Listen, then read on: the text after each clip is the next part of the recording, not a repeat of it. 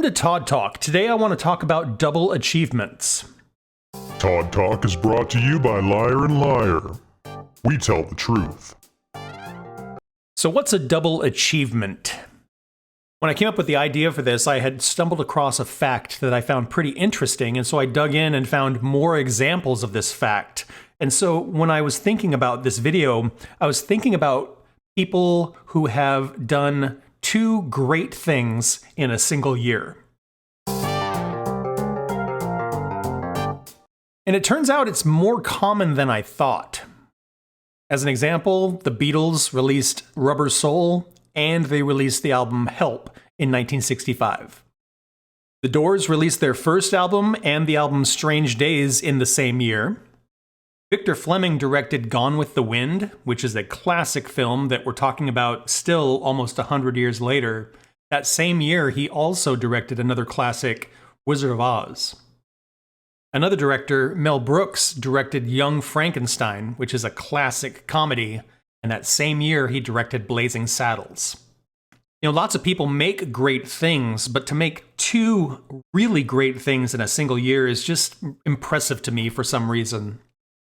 Steven Spielberg directed Jurassic Park, which was absolutely groundbreaking as far as special effects went. In that same year, he directed Schindler's List. And then the Beatles did it again in 1967. They released Sgt. Pepper's Lonely Hearts Club Band and the Magical Mystery Tour in the same year. The list goes on and on. There's so many examples of people doing really incredible and timeless work in the same calendar year. So then I thought of another example of a double achievement. As an example, there's a guy named William Powell Lear. Bill Lear, they called him. Big Bill Lear. He bought himself back in the 30s a biplane, and he realized that there was going to be an industry for private flight. And so he invented the Learjet, a private plane that many people still use today. Bill Lear also invented the 8-track cassette. Seems really weird, but the guy had interests in both aviation and audio, and he did great things in both, apparently. Another example, there's an actress from the 30s through 60s. Her name was Hedy Lamarr. She was a very pretty actress, and she didn't have really giant success, but she was in a lot of films with a lot of actors you have heard of. Turns out she liked to tinker with technology, and she also invented a radio guidance system, which has turned into our modern GPS system. Very weird, I know.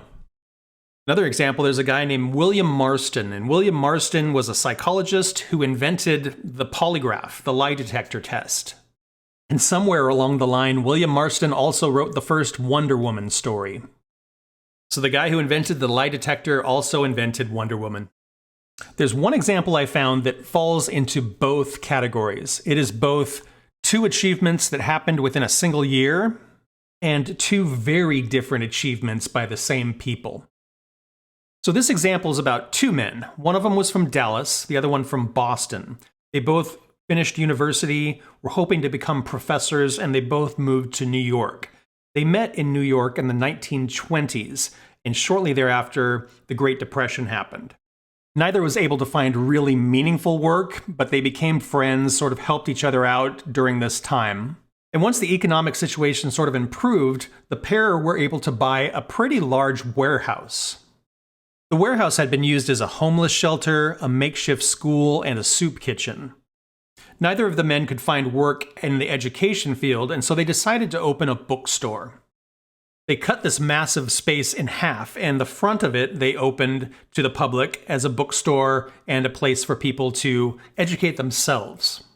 Both men were well educated and put together, but like most people, they enjoyed a little bit of drinking and gambling on the side. The back half of this space they would use after the bookstore closed. They would invite people over, they'd cook up food in the kitchen, serve drinks, and then they would play games. And the space was large enough that not only were they playing card games, but they had a pool table and even a bowling alley.